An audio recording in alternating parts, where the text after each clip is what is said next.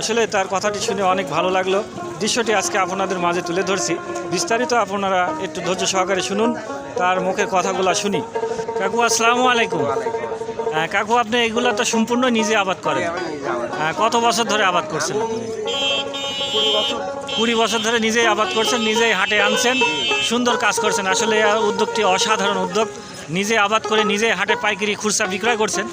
কাকু আপনি যে এই টমেটোগুলো কত করে বেচছেন? এই টমেটোগুলো 20 টাকা। মাত্র 20 টাকা। এটা কি জাতের টমেটো কাকা? এটা ওই যে হচ্ছে আপনার বায়ার কোম্পানির বীজ। বায়ার কোম্পানি, তাই তো? জাতের নাম এটা হচ্ছে এলবি। এলবি। আসলে সুন্দর টমেটোগুলো দেখতেও খুব ভালো লাগছে।